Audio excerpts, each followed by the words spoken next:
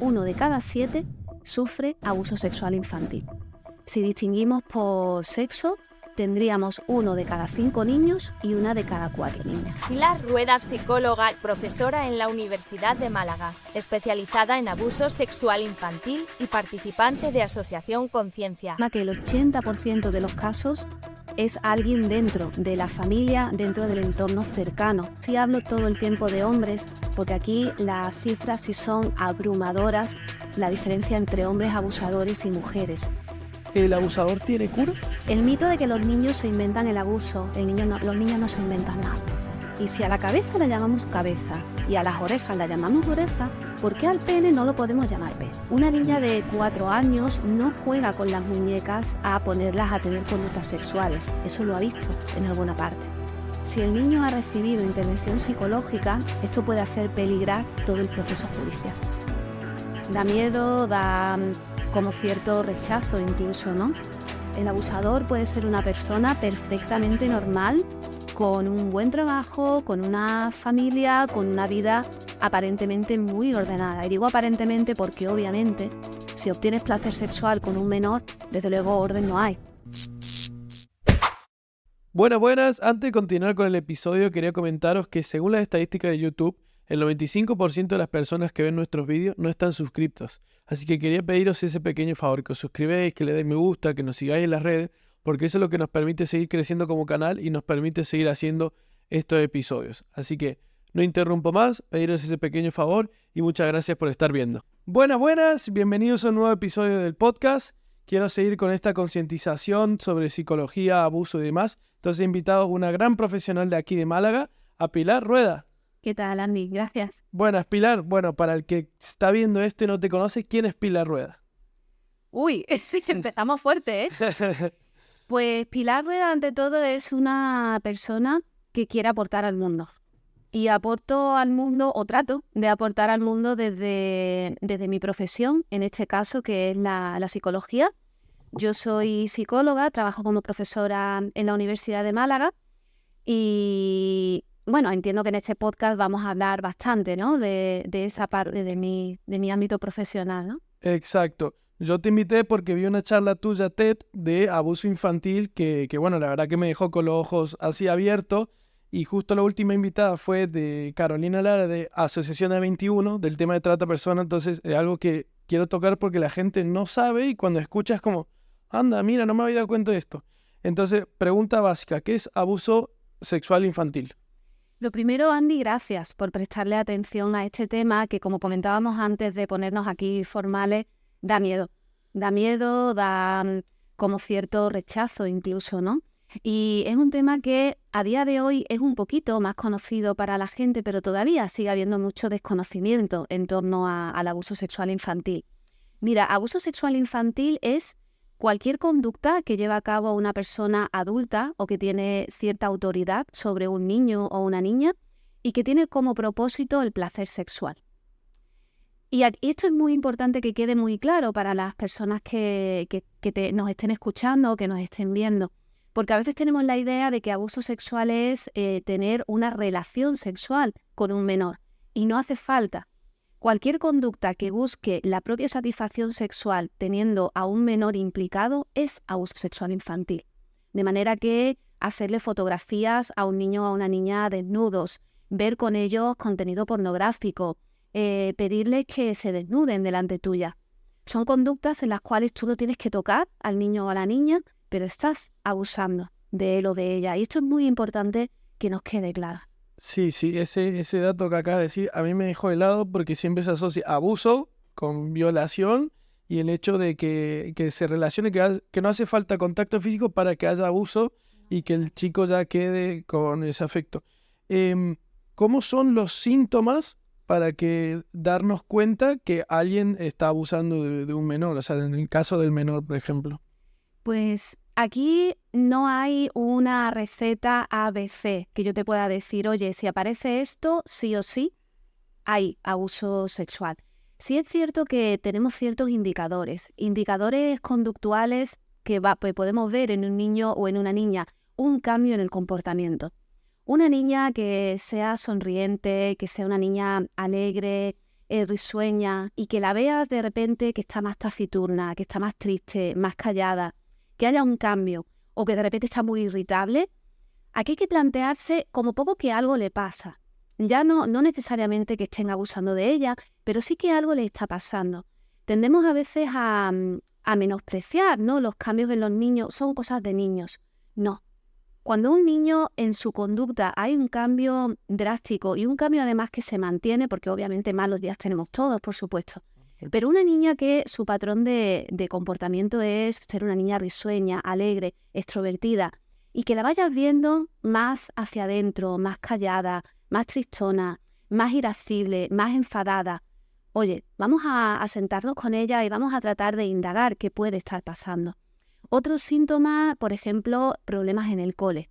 Niños, niñas que son muy aplicados en el cole, hacen sus tareas, se relacionan bien y que empiezan a tener problemas bien de tipo académico o bien problemas con los compañeros, compañeras del cole. El juego también nos puede dar mucha pista. Una niña de 4 años no juega con las muñecas a ponerlas a tener conductas sexuales. Eso lo ha visto en alguna parte. Los dibujos. Niños y niñas que de repente empiezan a dibujar cuerpos desnudos o dando mucha importancia a los genitales, que empiezan a usar palabras que no son palabras que hayan podido oír en casa, palabras de contenido sexual. Aquí hay que plantearse que algo puede estar pasando. Siempre que vemos un cambio de conducta en una niña o en un niño, por supuesto, tenemos que detenernos. No demos por hecho son cosas de niños, no son cosas de niños. Los niños no tienen esta capacidad verbal que tenemos tú y yo y para explicar lo que les pasa. Una niña puede haber tenido un mal día en el cole porque se ha peleado con su amiguita y no se ha podido subir en el balancín y a lo mejor no llega y te lo cuenta de ese modo. A lo mejor no tiene ganas de comer, está más tristona, no se va a sentar contigo y te va a decir, oye papá, fíjate que hoy me ha ocurrido. Todavía no tienen esa capacidad. También, claro, los síntomas, los signos de que puede estar habiendo abuso también cambian. No es lo mismo un niño de 4 años que una niña de 9, que una preadolescente de 12, 13. Van a ser signos distintos. Pero en general, cambios en la conducta y, por supuesto, algo a nivel fisiológico. Por supuesto, una braguita manchada, erupciones en la zona genital o anal. Aquí sí o sí hay que prestar 1000 ojos a qué puede estar pasando ahí. Cuando los niños son más pequeños también vemos lo que llamamos en psicología regresiones. Niños que ya controlan sus esfínteres perfectamente, que duermen con un sueño, digamos, normal, comparado con el de un adulto, y empiezan a volver a querer dormir con mamá o con papá, empiezan a volver a tener problemas con los esfínteres, pesadillas, niños que de repente necesitan estar todo el día pegados a los padres o a los abuelos, a una figura de apego, o al contrario, niños que de repente empiezan a rechazar y no quieren contacto con nadie. Aquí puede estar habiendo algo, sea abuso o no. Wow. Una duda que me ha surgido es que mencionas mucho a niñas, pero no es solamente a niños. ¿Cuáles son los datos? Porque los datos a mí fueron lo que más me asustó, entonces quería preguntarte los datos. Yo los tengo apuntados, pero yo sé que tú lo vas a saber mejor que yo. Los datos del tema de abuso infantil. Pregunta de examen. Sí. Hablo de niñas, trato de decir niñas y niños, pero bueno, a veces en la conversación no es fácil, ¿no? Estar todo el tiempo. Los datos que tenemos son abrumadores y la mala noticia es que no se ajustan a la realidad. Porque por la propia naturaleza de este problema, de este crimen, podríamos decir, hay muchos casos que permanecen ocultos, casos que no llegan a denunciarse. Las estadísticas nos dicen que si aunamos niños y niñas, 1 de cada 7 sufre abuso sexual infantil. Si distinguimos por sexo, tendríamos 1 de cada 5 niños y 1 de cada 4 niñas. Las investigaciones llevadas a cabo por el equipo de Conciencia aquí en España en el pasado año 2022 arrojan datos que dan bastante más miedo, más altos incluso. Un estudio retrospectivo hecho con ya personas adultas deja de entrever que la cifra realmente es más alta, porque cuando tú le acercas a la población la definición de abuso que yo te acabo de dar, alejándola de esa idea de que necesariamente tiene que haber un tocamiento, tiene que haber una penetración, la cifra sube, Porque claro, a muchísimas mujeres, cuando somos adultas, podemos decir, es que a mí el profesor de tenis, cada vez que pasaba por mi lado, aprovechaba y me rozaba. Es que en el autobús había un señor mayor que aprovechaba para bañarse, por ejemplo. Y ahora, con el auge de las nuevas tecnologías, con lo fácil que es engañar a un niño o a una niña, tenemos que dar visibilidad y tenemos que educar a los menores para que las cifras, lejos de subir, tienden a bajar. Sí. Antes de entrar en el perfil del abusador, que eso es lo que más me preocupa y me llama la atención, el niño abusado o víctima, no sé si se puede decir, Por supuesto, víctima, por supuesto. el niño víctima, niña víctima, ¿tiene un patrón? ¿Hay un perfil que el abusador busque o no importa qué niño sea, tamaño, edad, lo hacen? La inocencia. La inocencia. La inocencia que tiene una niña que confía en su tito o en su monitor o en su abuelo o a veces incluso el propio padre biológico, ¿no? La inocencia de la niña o la inocencia del niño. Por edades sí sabemos que en torno a los 6 años es una edad muy crítica. Sería un poco la edad de máximo riesgo. Pero este dato no me gusta compartirlo así alegremente porque ni los niños más pequeños están libres o a salvo, podríamos decir, y por supuesto las niñas, niños más mayores tampoco. Recientemente hemos organizado unas jornadas en la Facultad de Psicología y una criminóloga que tiene bastante nombre aquí en España, Beatriz Izquierdo, nos daba cifras sobre lo fácil que es que un adulto se dirija a una menor y obtenga contenido de índole sexual pornográfica. Y de verdad que es escalofriante. Y eso es abuso. Una niña de 12, 13 años es una preadolescente, pero al final no deja de ser una menor. Sí, eso hablábamos con Carolina en la última mitad del método Loverboy, ¿no? De que le habla y que la conquista, le pide fotos y después se publica y listo. Wow. Algo que creo que es muy importante aclarar es que el abusador generalmente es una persona de confianza, ¿no? Generalmente sí. La cifra oficial estima que el 80% de los casos es alguien dentro de la familia, dentro del entorno cercano al menor o a la menor. Y claro, esto tiene mucho sentido, porque el abuso generalmente empieza como un juego. Generalmente hay situaciones donde hay violencia, donde hay coacción desde el primer momento, pero lo habitual es que empiece como un juego, como cosquillitas, como jugar a, yo qué sé, ¿no? A los modelos, historias de estas. Y van a ser situaciones en las que la niña o el niño confía en esa persona. Eso es lo que lo hace un crimen tan atroz, ¿no? Que te aproveches de la confianza que una personita tiene en ti para obtener tú un placer sexual. Wow, o sea que hemos mencionado el tema de los niños, que hay confianza. La gran pregunta, ¿el abusador qué perfil tiene o qué hacemos para distinguir a una persona adulta que es abusador? Eso no se puede hacer, por lo menos de momento. O sea, no tienen un patrón, un perfil que tú digas si hace esto de tal forma. No. Desgraciadamente no hay un perfil definido para decir esta persona es un abusador. Desgraciadamente no. El señor, no voy a poner ningún parentesco, el señor más amoroso, más correcto, más amable, más ético, perfectamente puede estar abusando de su sobrina, de su hija, de una vecina, Y aquí en este caso sí hablo todo el tiempo de hombres, porque aquí las cifras sí son abrumadoras, la diferencia entre hombres abusadores y mujeres. ¿Se han dado casos de mujeres que han abusado de niños? Sí, existen. Pero claro, en proporción, a día de hoy los hombres se llevan la palma. O sea, que más de un 80% son hombres, ¿se podría decir? ¿O no hay un porcentaje alto, pero sí es altísimo? No me atrevería a dar Vale, sí. cifra, porque también en general sabemos que los hombres les cuesta mucho más en un momento dado contar que sufrieron abuso. Eso también dificulta el que tengamos cifras más exactas, ¿no?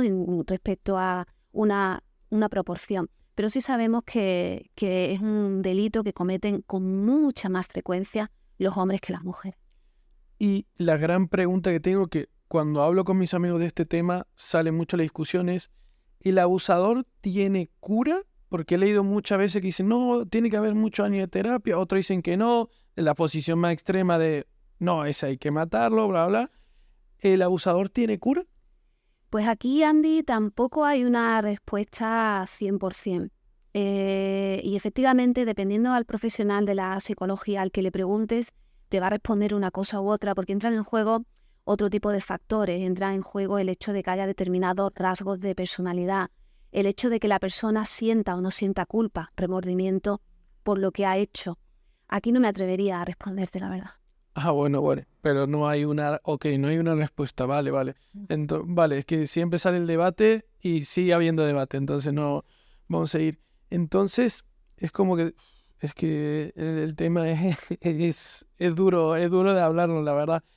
Entonces tenemos al niño, al abusador. Entramos ahora en el lado psicológico que mencionas. ¿Cómo se ayuda a una víctima de abuso infantil a salir de ello? Lo principal que necesitamos es la educación. En Conciencia estamos haciendo, me comentabas que hace tiempo que nos sigues en redes, va bien un poco nuestra trayectoria, si tenemos oportunidad podemos hablar ahora de los proyectos que llevamos a cabo, porque lo fundamental es la concienciación y la educación. La educación de nosotros como adultos, que somos responsables de proteger a los menores, pero la educación también de los propios niños.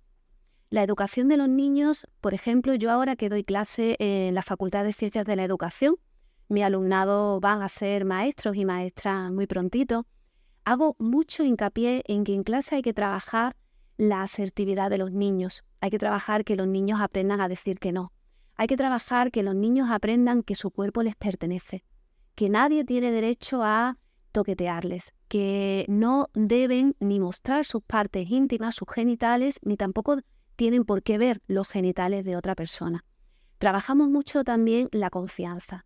Tenemos que enseñar a los niños a expresarse y a los adultos a escuchar. Y cuando hablamos con familias, con papás, con mamás, con educadores, aquí incidimos mucho. Lo principal que necesita un niño o una niña que está sufriendo abuso y que se atreve a contarlo, ojo, que no todos se van a atrever, es que se le crea.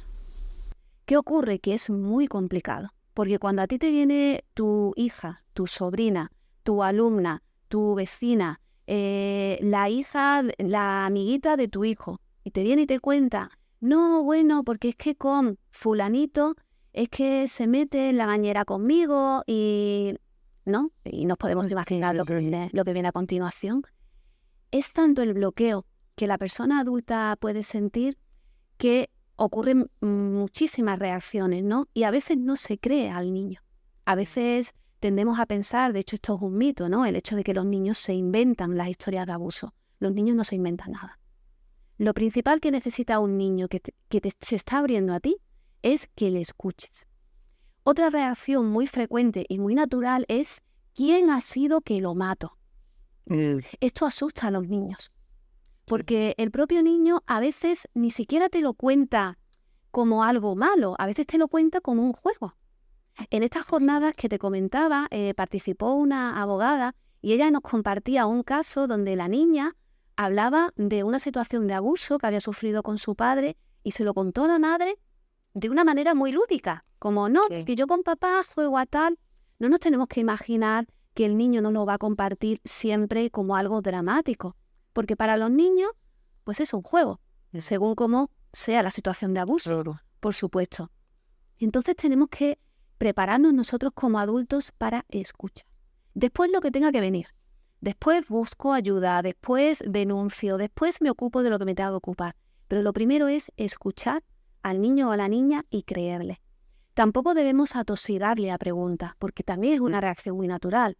A mí me viene mi sobrina y me cuenta una situación así y quizá lo primero que me nace es ¿dónde estabas? ¿Cuántas veces has ido? ¿Hasta dónde ha pasado? Esto a los niños los puede abrumar también mucho. Tenemos primero que hacer como podamos para mantener cierta calma y transmitirle al niño seguridad, que es lo que necesita. Seguridad y que se le cree. Y a partir de aquí ya vemos las opciones, que por supuesto lo primero es evitar que ese niño vuelva a tener contacto con esa persona. Eso es, digamos, lo primordial, ¿no? Vale, y una duda que tenía yo, que muchas veces, sobre todo en las películas y demás, es como que cuando pasa ese suceso y se pasa el tiempo, es como que supuestamente la mente como que lo bloquea ese recuerdo, puede ser como que se le olvida. ¿Cómo funciona eso? Porque como digo, muchas veces he leído que es como que bloquean ese recuerdo y hasta que no se lo mencionas, no se olvidó completamente. ¿Cómo funciona la cabeza en ese sentido? Eso es lo que llamamos disociación. La disociación es un mecanismo psicológico y digamos que es como que tu mente se desconecta y se queda a tu cuerpo. La situación que tú estás viviendo en ese momento es tan abrumadora desde el punto de vista emocional, es tan desbordante para ti que la mente simplemente se va. Entonces ahí se queda tu cuerpo. Esto sucede en situaciones que implican trauma. Sucede en abuso sexual infantil, sucede en situaciones de violación, sucede en situaciones donde la persona se ve absolutamente desbordada por el miedo, por el dolor, por la situación que sea, y la mente se va. Entonces es como que no queda registrado ese recuerdo. Ahí se queda tu cuerpo, funcionas un poco en modo autómata, podríamos decir, y la mente es como que no registra el recuerdo de la misma manera que ahora estamos registrando esta conversación. Tú y yo estamos aquí los dos presentes con el 100% Sí. de nuestros sentidos. Yo mañana, cuando quiera rememorar esto, lo voy a poder rememorar. Cuando lo quiera rememorar el mes que viene, voy a poder rememorarlo, porque mi mente está. Si mi mente no estuviera, estaría mi cuerpo, funcionas un poco en modo autómata, pero ese recuerdo no queda registrado. De hecho, en consulta, conciencia nace de ahí. Conciencia nace de esa experiencia repetitiva en consulta, mujeres y hombres, más mujeres, que acuden por otro problema, por una sintomatología ansiosa, depresiva, por cualquier tipo de situación, y como en la conversación, en el devenir de la terapia, resulta que es que papá por la noche se metía en mi habitación. La mente bloquea ese recuerdo porque te has disociado. Claro, a mí me ha venido a la cabeza la historia que cuentas de Ana, pero como hablamos ante cámara, pone el nombre Ana, pero puede ser Pepa, puede ser cualquiera. ¿Puedes contar un poco esa historia para confirmar eso de lo que has comentado? Bueno, Ana es una chica que acude a consulta, o sea, tiene una vida perfecta, tiene buenas relaciones con sus amigos, tiene pareja, es exitosa en sus estudios, tiene una vida, lo que cualquiera diría una vida normal e incluso una vida feliz, y acude a consulta porque no se encuentra bien. Acude a consulta porque tiene mucho malestar, porque tiene crisis de ansiedad, porque tiene momentos de sentirse muy triste y pues en el transcurso de la terapia, en un momento dado, de forma totalmente casual, no se iba buscando la conversación, no se iba buscando eso, pero sale un recuerdo y ese recuerdo es como la puntita de un hilo de la cual el psicólogo o la psicóloga pues empieza a tirar y entonces pues aparece, ¿no? Aparece que en su infancia... ¿Y qué tan importante es la intervención temprana? Es decir, si a un niño le pasa hoy, cuanto antes actúe un psicólogo, terapia y demás, ¿es mucho más importante o puede pasar el tiempo y se resuelve igual? Pues aquí te va a parecer absurdo y se lo va a parecer a las personas que nos están escuchando o viendo. Por supuesto, lo primero es separar a ese niño, a esa niña de la persona que está abusando de ella o de él y empezar una intervención psicológica. El problema es que tal cual está estructurado el sistema judicial, si el niño ha recibido intervención psicológica, esto puede hacer peligrar todo el proceso judicial. Se pone la denuncia al abusador y si el niño está recibiendo intervención psicológica, el testimonio del niño digamos que pierde credibilidad. Digamos que está contraindicado, por decirlo de alguna manera, que el niño o la niña reciba atención psicológica si está dentro de un proceso judicial, si no ha sido previamente evaluado por el psicólogo forense, el psicólogo, digamos, del sistema judicial. Wow, vale, entramos en materia completo de ha pasado, soy el padre o algún cercano me lo cuenta, ¿qué tengo que hacer para resolver esta situación? Porque ahora me dices que denuncio, lo llevo al psicólogo y tal y no funciona el testimonio. Eso me ha dejado al lado. Entonces, me entero que mi hijo o mi hermanito lo abusan, ¿qué tengo que hacer? Te quedas helado tú, me quedo helada yo y nos quedamos helados todos, ¿no? Es como que es lo que te decía, es absurdo. No se entiende que un niño en un momento dado cuente que esto le está pasando, se ponga la pertinente denuncia sobre esa persona y que ese niño no pueda recibir o no deba recibir ayuda psicológica hasta que no sea evaluado por el psicólogo forense. ¿Qué se debe hacer?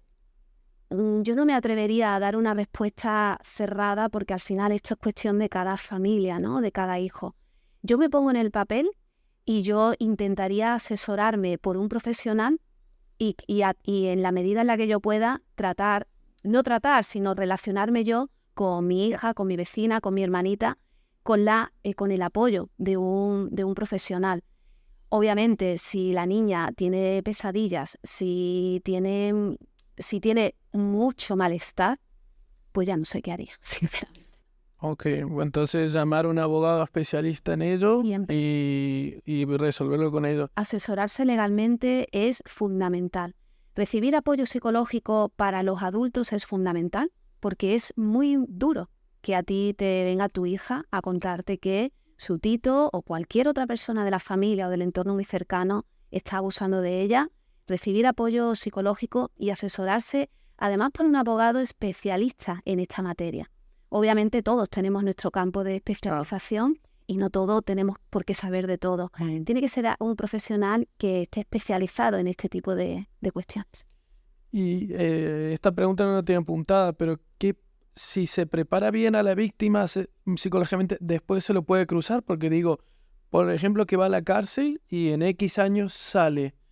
¿Esa víctima puede cruzarse con esa persona o es aconsejable no cruzársela más? Pues aquí depende del caso, ¿no? Vale. Depende de cuánto tiempo haya sufrido esa persona, esa niña, ese niño el abuso, de la naturaleza, del abuso, de la relación con el abusador. Depende de muchísimos factores. Vale.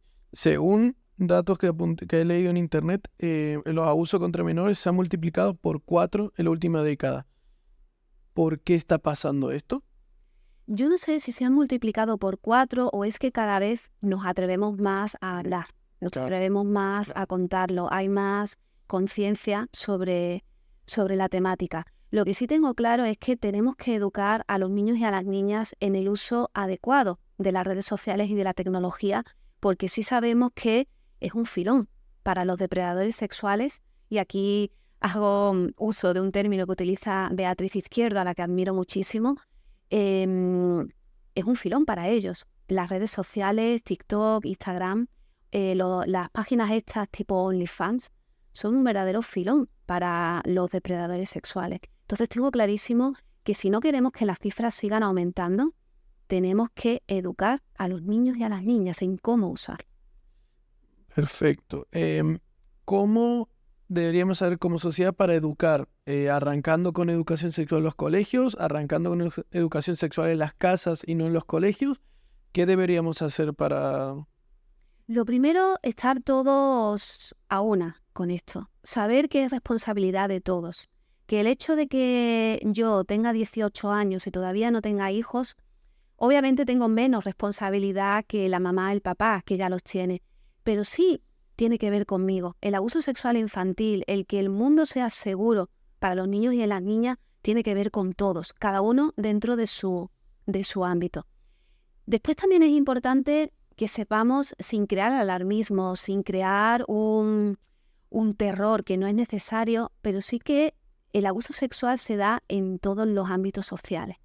Un mito que existe al respecto es que solo se da en familias desestructuradas, en entornos de nivel socioeconómico o sociocultural bajo. No, se da en todas partes.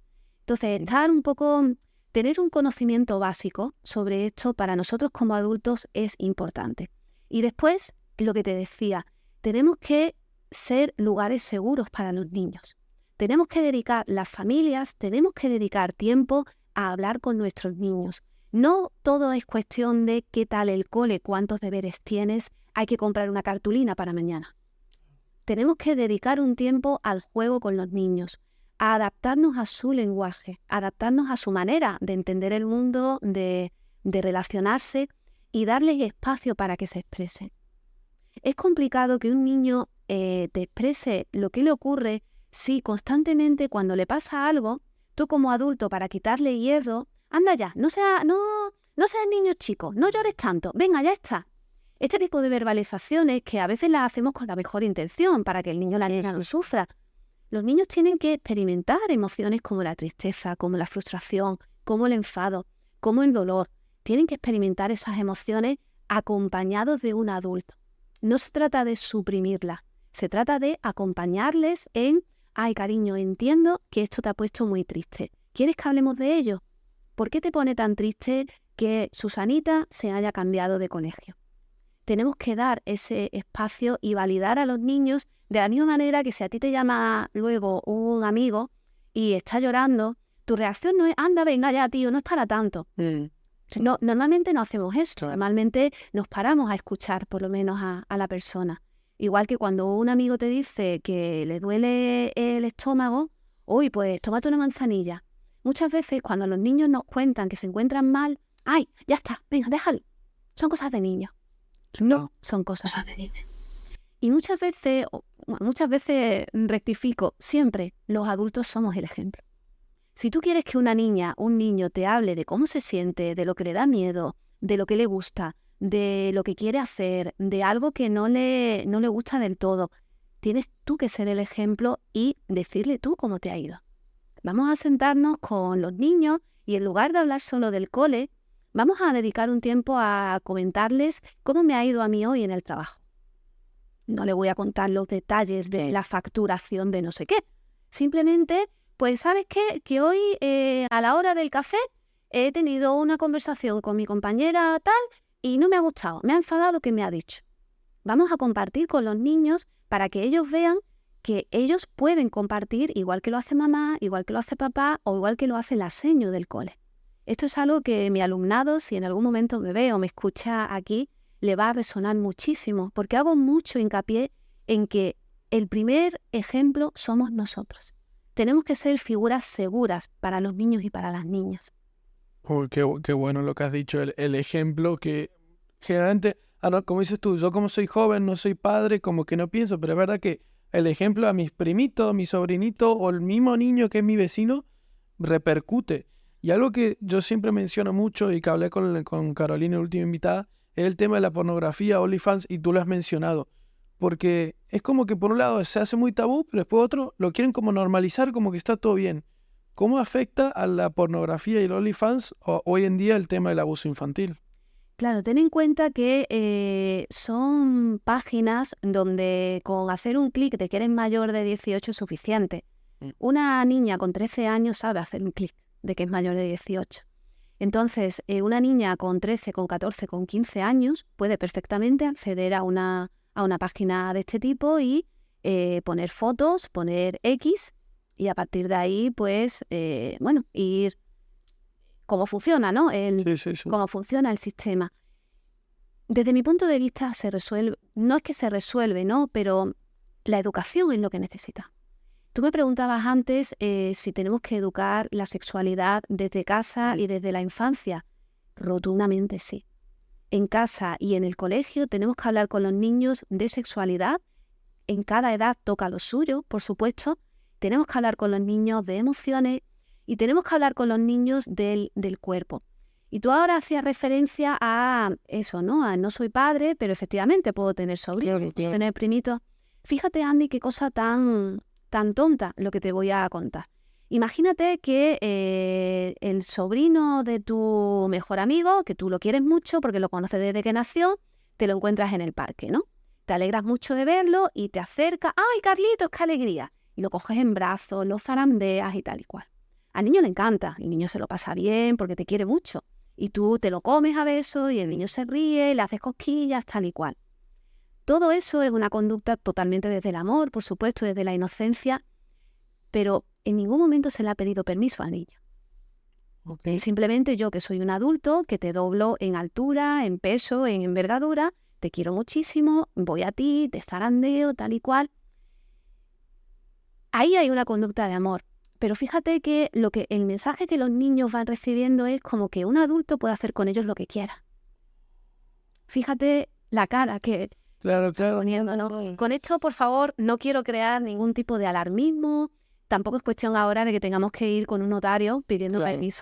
permiso para todo. Pero fíjate la misma escena, si tú te acercas a Carlitos y le dices, Carlitos, ¿te puedo dar un beso? ¿Te puedo coger en brazos?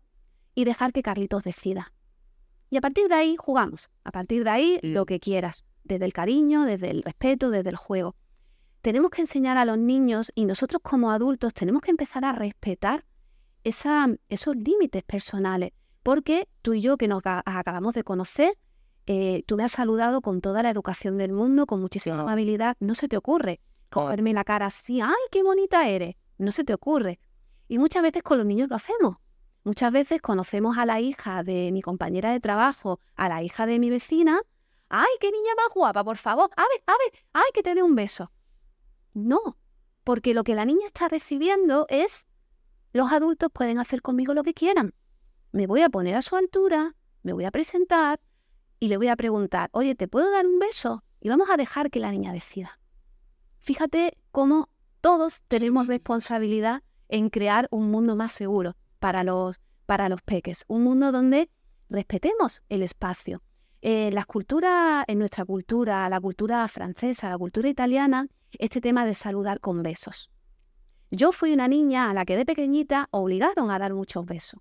Porque yo era tímida, era escrupulosa, lo sigo siendo. Claro. Y hay que dar 2 besos, ¿no? No hay que dar 2 besos, hay que saludar con educación. No tenemos que obligar a los niños o a las niñas a dar 2 besos. Tenemos que enseñarles a saludar con educación cuando llegan a un sitio, pero no a poner su cuerpo a disposición. Me ha encantado porque un planteamiento como muy tonto, ¿no? De voy a saludar a mi sobrino y le doy un beso, algo que nunca se plantea de, ostras, claro, es que el niño, y después pasa eso. Y algo que se menciona mucho es también que hay que enseñarle mucho las partes genitales, como que el niño pierda la vergüenza de mencionar pene, vulva, etcétera, ¿no? ¿Por qué se recomienda eso? Porque los niños tienen que tomar conciencia de la totalidad de su cuerpo. Y si a la cabeza la llamamos cabeza y a las orejas la llamamos oreja, ¿por qué al pene no lo podemos llamar pene? Es que no tiene sentido realmente. Los niños tienen que tomar conciencia de la totalidad de su cuerpo y saber que hay partes que es más normal que estén incluidas en un juego, los brazos, las piernas, la cabeza incluso si jugamos al fútbol o cualquier deporte, pero que los genitales no deben estar incluidos en el juego, nunca. Perfecto. Y bueno, has mencionado asociación conciencia, la has mencionado mucho, pero ¿qué es asociación conciencia? Bueno, la menciono porque que yo esté aquí es gracias a que formo parte, ¿no? de este equipo y lo que yo te estoy contando, le estoy contando a tus seguidores, no es algo mío, es algo que viene del trabajo en equipo. Asociación Conciencia nace en el año 2018. Somos todas psicólogas, profesoras de la Universidad de Málaga y una médica que es psicoterapeuta, y nace de esa necesidad, de ese atender un caso y otro de personas adultas que vienen por otra cuestión y a poquito que avanzas en la terapia, darán una situación de abuso sexual. Nace desde esa necesidad.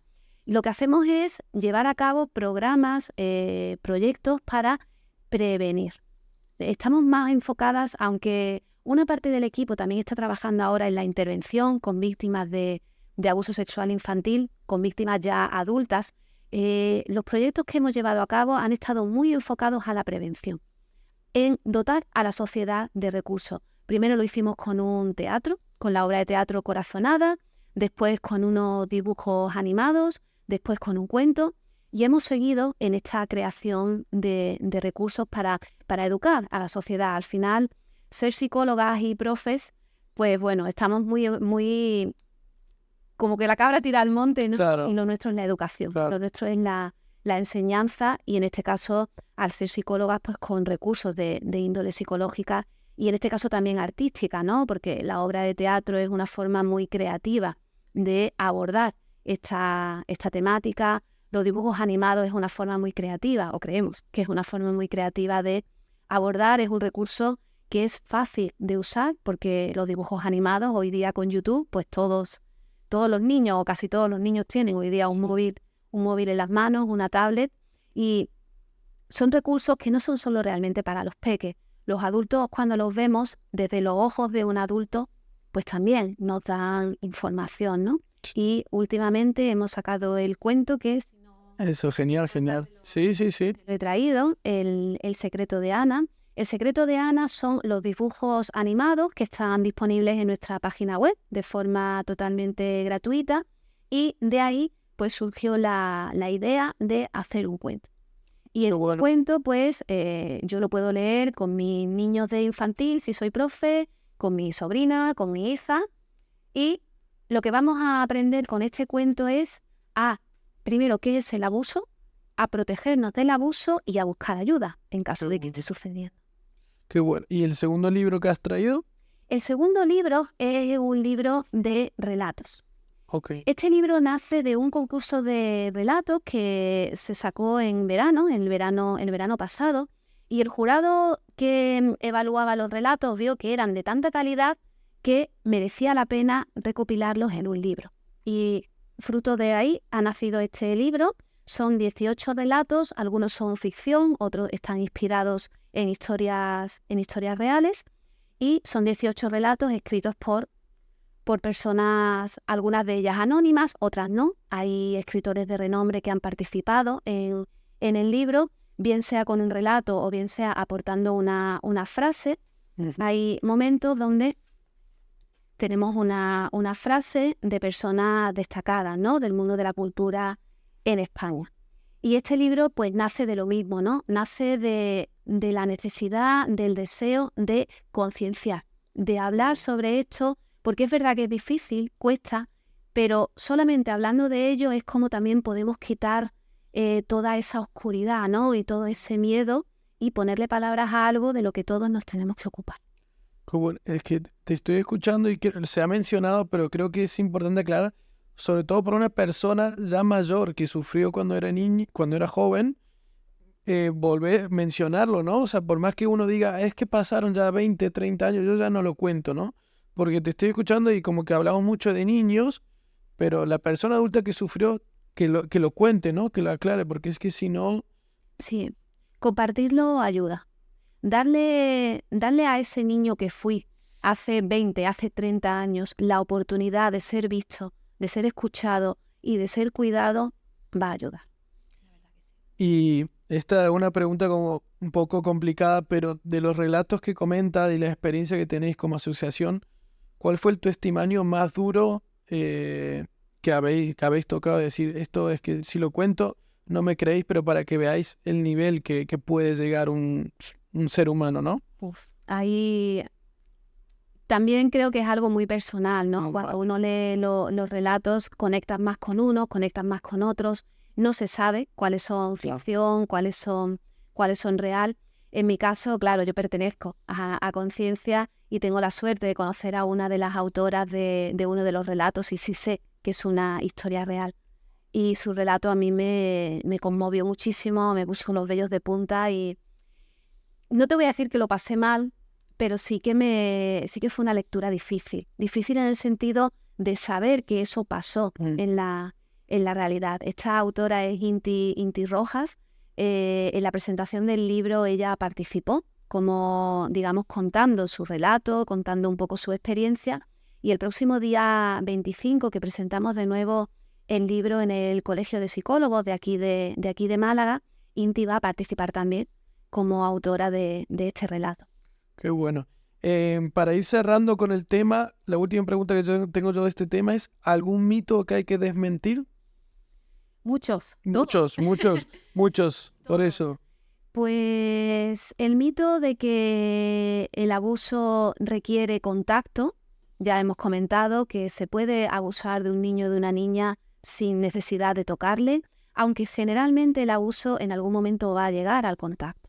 Generalmente el abusador va a ir cada vez pidiendo más hasta que haya, en fin. Sí. Lo dejamos ahí. Sí.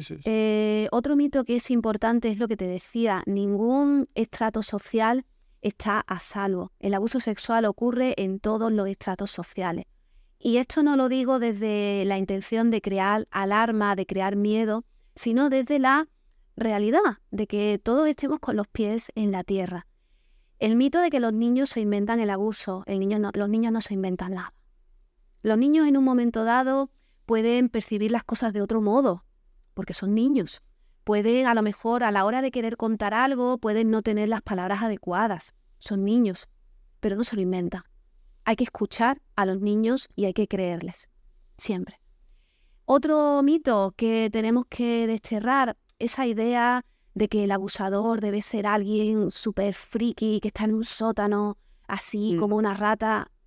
El abusador puede ser una persona perfectamente normal, con un buen trabajo, con una familia, con una vida aparentemente muy ordenada. Y digo aparentemente porque obviamente si obtienes placer sexual con un menor, desde luego orden no hay. Pero aparentemente pueden ser personas normales. Ese sería otro mito importante. Wow. Creo que se ha hablado todo en un momento perfecto. Ya para cerrar el podcast, que lo hago con todos los invitados, son 3 preguntas que le hago a todos los invitados y cierro con una pregunta que el último invitado te escribió. Si te parece, creo, como digo, el tema creo que lo hemos charlado todo, ¿no? No ha quedado nada por comentar sobre abuso y demás, ¿no? Yo, ya que estoy aquí, Sí. voy a aprovechar para invitar a las personas que nos estén viendo u oyendo a que nos sigan, a que sigan a Conciencia en redes sociales, en Instagram o Facebook o X ahora, ¿no? Sí. Porque ahí pues se va viendo, ¿no? Todos los proyectos que vamos llevando a cabo, todo lo que vamos haciendo. Como comentaba, los dibujos, tanto estos del Secreto de Ana, que están enfocados al abuso sexual, como El novio de Tina, que son unos dibujos que creamos para niños y niñas ya más mayores. En este caso están enfocados a la prevención de la violencia de género. Sí. Ambos recursos están gratuitos, disponibles en nuestra página web.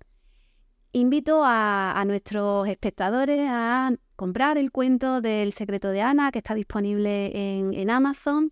Cicatrices invisibles, que está el enlace en nuestra página web, tienen el enlace para adquirirlo, porque todo esto nos ayuda, ¿no? Nos ayuda a seguir desarrollando proyectos, a seguir dando charlas, yendo a coles, espacios como este, a seguir divulgando algo que necesitamos que se conozca para que todos estemos aunados.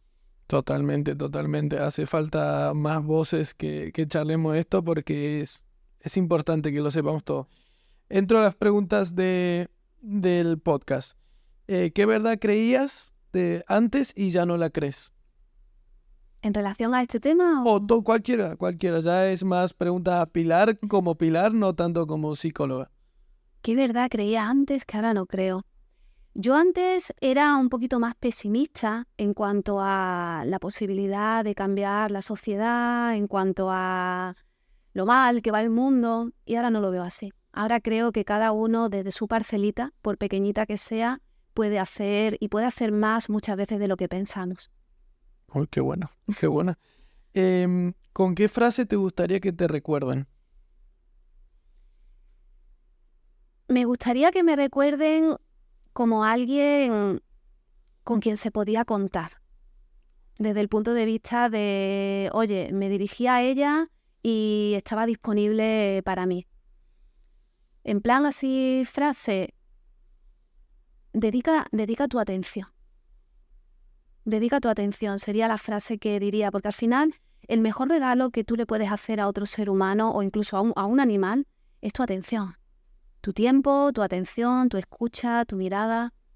Así que algo así, quizá no tan, eso sería más una parrafada, pero algo así. Pero sí, el tiempo al final es lo más valioso que tenemos y no nos damos cuenta hasta que va pasando el tiempo. Deja el móvil, ¿no? Deja el móvil, si estás conmigo, está conmigo. Regálame 10 minutos de calidad a 1 hora con el móvil, con la tele de fondo, Regala tu atención, regala tu tiempo. Muy buena. ¿Y qué aporta Pilar al mundo? Esta es como complicada de responderla, ¿no? Pero... ¿Qué aporta Pilar al mundo? Pues... creo que aporto esa mirada, ¿no? Creo que aporto el estar siempre dispuesta a aprender, la convicción total y absoluta de que de todo se puede aprender. Y creo que aporto esa idea de que desde la parcelita que estemos podemos hacer cosas. Da igual que seas el CEO de una mega empresa o que sea la abuelita que ya está jubilada y que cuida de su jardín. Desde tu parcelita puedes aportar cosas. Así que supongo que me gustaría que me recuerden por eso, ¿no? Por haber aportado desde mi parcelita. Qué bueno.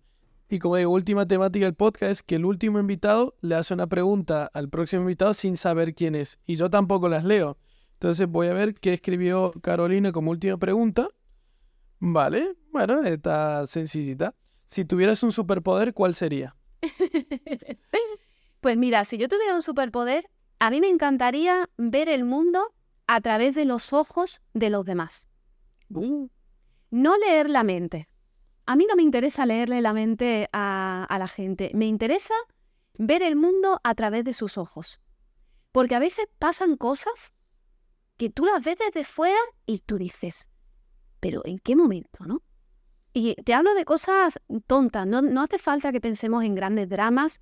A veces incluso en clase yo acabo de explicar algo y cuando alguien trata de devolverme lo que acabo de decir, yo digo, ¿en qué momento? ¿En qué momento he dicho algo? Así que me encantaría durante un ratito ver el mundo a través de los ojos de los demás. Qué bueno. Nunca lo había escuchado ese poder, pero es genial. Bueno, ahora tú le escribes una pregunta al próximo invitado sin saber quién es y cuando venga, el boli tiene que girar. No sé si está salida de punto o no. Ahí creo que sí. Ahí. Pero como digo, me gusta esta temática porque claro, como no sabes quién es el próximo, pues a veces le haces pregunta a alguien sin saber totalmente quién es. Así que...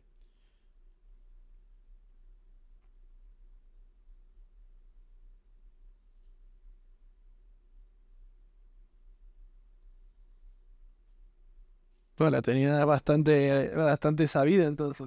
La pregunto mucho. La verdad Vale. que no me la acabo de inventar. Vale. Es una pregunta que planteo mucho en mis clases y la suelo plantear. Vale. Bueno, Pilar, entonces hemos llegado al final. Como digo, me ha encantado, sobre todo un tema que hay que hablarlo y sobre todo, por lo menos yo he aprendido mucho a darme cuenta de muchas acciones que sin darme cuenta no sabía que podían influir y a tomar más medidas para ser un ejemplo para los que vienen, ¿no? Así que muchas gracias. Gracias a ti, Andy, por la invitación, por lo bien que me has cuidado y por el espacio y por dar visibilidad a temáticas que no son especialmente agradables quizá, pero necesitamos hablar de ello. Ojalá dentro de 20 años no haya que hablar más de esto porque hoy día nos estamos ocupando. Así que gracias a ti.